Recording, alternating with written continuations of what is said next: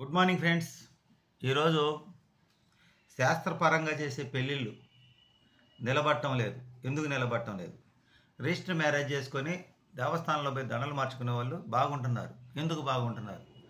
మరి ముహూర్తాలు చూడాలి, వర్ణం చూడాలి, అదేమంటారు చాలా చాలా చూస్తారు. ఎన్ని చూసినప్పటికి కూడా ఎందుకు నిలబడటం లేదు? మంచి కళ్యాణ మండపం, మంచి హంగామా, మంచి డ్రమ్స్, మంచి డీజే సౌండ్స్, పాట కచేరీలు, పంతులు గాంభీర్యంగా 2-3 పంతులు, 5 ఎంత పేద పండితులు, వేద పండితులు అంటారు వీళ్ళు.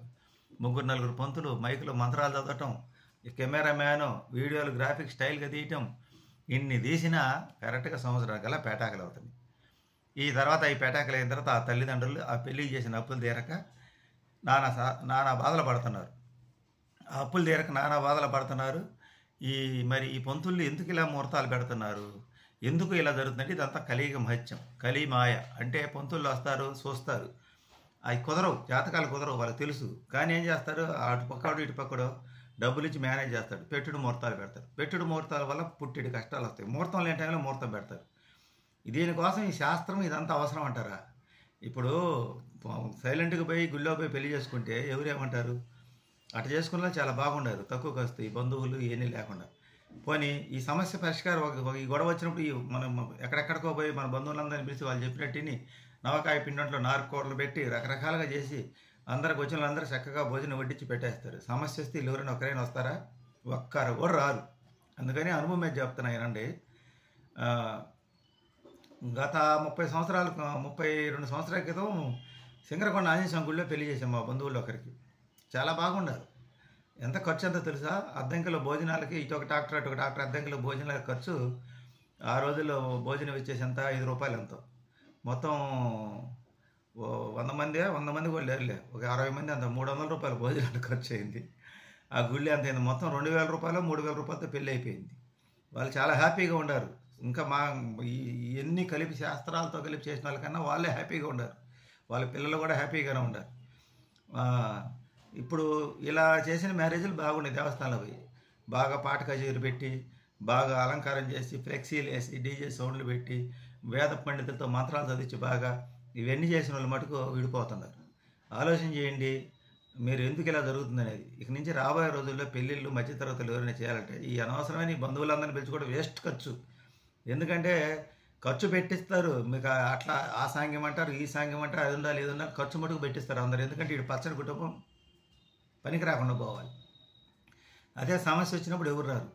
పూర్వం రోజులు అంటే కరెక్ట్గా మనకు ముహూర్తాలు కుదరకపోతే పెట్టరు, జాతకాలు కలవకపోతే పెట్టరు. ఇప్పుడు ఏంటంటే పెట్టుడు ముహూర్తాలు పెట్టేస్తారు. అప్పట్లో సరిపోయినాయి ఎన్ని.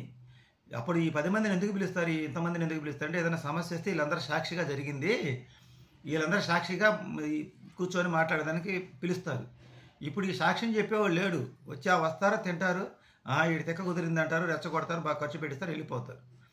అప్పటికి జరిపోయింది. ఈ కలియుగంలో బట్టి నాకు తెలిసినంత వరకు రిజిస్టర్ మ్యారేజ్ చేయడం బెస్ట్. ఎందుకంటే సర్టిఫికేట్ లాగా ప్రతి ఒక్కదాని సర్టిఫికేట్ గవర్నమెంట్ ఈ విధానాన్ని కానీ తీసుకొచ్చితే కానీ బాగుండదు. అలాగే రిజిస్టర్ మ్యారేజ్ చేసేటప్పుడు అబ్బాయికి అమ్మాయికి కౌన్సిలింగ్ ఇవ్వాలి, మీకు పూర్తిగా ఇష్టం ఉందా లేదని. ఎందుకంటే మనం ఒక స్థలం అమ్మినప్పుడు అడుగుతారు మీకు డబ్బులు ముట్టినాయా అని. అలాగే అమ్మాయిని అడగాలి, అబ్బాయిని అడగాలి, మీకు ఏమన్నా మీ పెద్దవాళ్ళు బలవంతం చేస్తున్నారా, లేకపోతే మీరు మనస్ఫూర్తిగా చేసుకుంటున్నారా అని అడగాలి. దాంతోపాటు ఏమైందంటే ఇప్పుడు కొత్తగా అంటారు కదా, అబ్బాయిల్లో చాలామందిలో విషయం తక్కువగా ఉంటుంది. ఎందుకంటే ఈ ఫుడ్ వల్ల ఏమో వాళ్ళు మరి చాలామందికి ఇలాగే జరుగుతుంది. దానివల్ల కూడా విడిపోతున్నారు. దానికి కూడా ఒక సర్టిఫికేట్ తెచ్చుకోవాలి. అబ్బాయికి ఇద్దరికి తెచ్చుకోవాలి, కౌన్సిలింగ్ తీసుకోవాలి. ఇది ఇక్కడ ఒకరిని ఉద్దేశించదని చెప్పి, ఎందుకంటే కాలం అలా ఉంది. వినటానికి చాలా పచ్చిగా ఉన్నా ఇదే నిజం.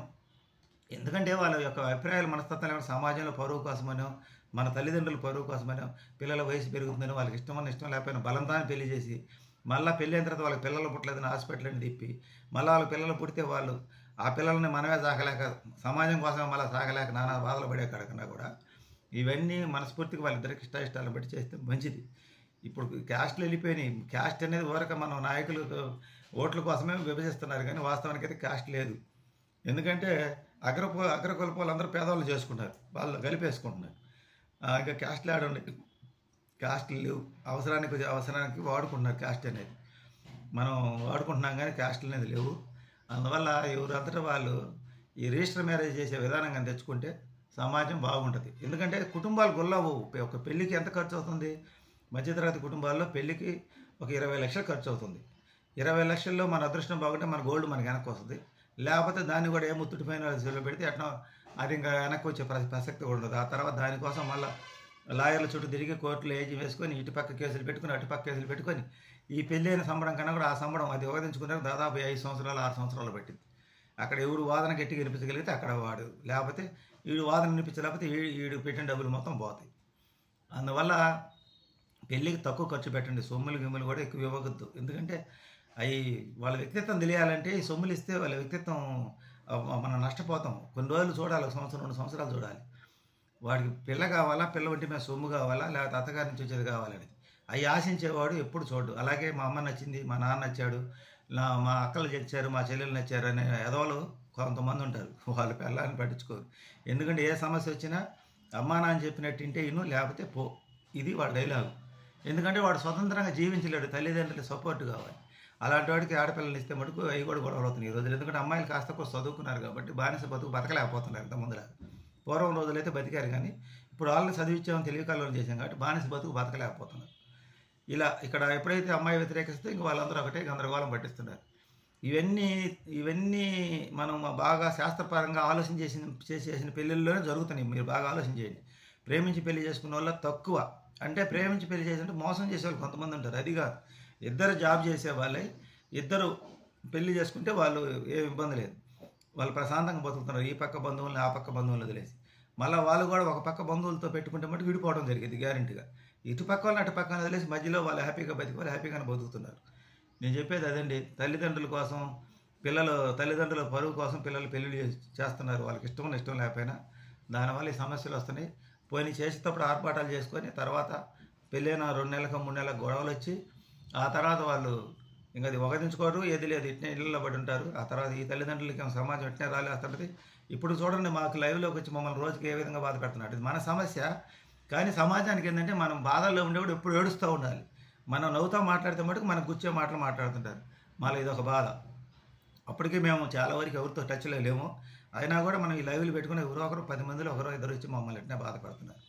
అందుకని నేను అనుభవం ఏం చదువుతున్నా, పెళ్ళిళ్ళు అనేది పొంతులు పెట్టే ముహూర్తాలు కరెక్ట్గా ఉండటం లేదు. ఎందుకంటే వాళ్ళు శాస్త్రాన్ని వదిలేశారు.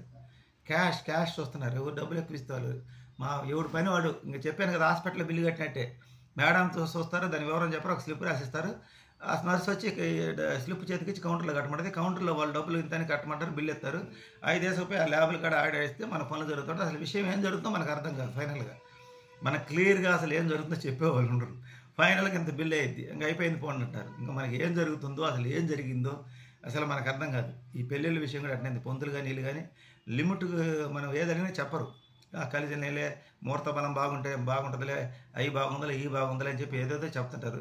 ఆ తర్వాత అయిపోయిన తర్వాత ఈ పంతులు అనేవాడు కాంటాడు, ఎవరు డబ్బులు వాళ్ళు తీసుకుని వెళ్ళిపోతారు. ఈ బోకర్ అనేవాడు కాంటాడు, ఈ బంధువులు అనే వాళ్ళు ఎటు వాళ్ళు వెళ్ళిపోతారు. తర్వాత సమస్యని మనం ఫోన్ చేస్తే వాళ్ళు నవ్వుకుంటారు. 10 మంది 20 మంది పక్కన కూర్చొని మన గురించి చెప్పుకొని నవ్వుకుంటారు. నీకు మాకు ముందు తెలిసి నీకు ఇలా జరిగిద్దని, నువ్వెవరు మాట వినేవాడు కదా, మళ్ళీ మన మీద రాలేస్తారు తిరిగి. అందుకని మనం ఈ తర్వాత ఈ బంధువులు ఎవరు ఎట్టా సపోర్ట్ కారు కాబట్టి ఈ బంధువుల కోసమని ఘనంగా పెళ్ళిళ్ళు చేసుకొని మోసపోయేకడికన్నా సింపుల్గా గుళ్ళో ముడిపెట్టించుకున్నారు బాగుంటున్నారు. ఇది నా అభిప్రాయం. మా వీడియోలు నచ్చితే లైక్ చేయండి, షేర్ చేయండి, సబ్స్క్రైబ్ చేయండి. ఈ శాస్త్రాలు ఇవన్నీ పూర్వం కరెక్ట్గా ఉన్నాయి కానీ ఇప్పుడు కరెక్ట్గా లేరు. శాస్త్రం కరెక్టే, చెప్పేవాడు కరెక్ట్గా లేడు, చెప్పేవాడు కరెక్ట్గా లేడు.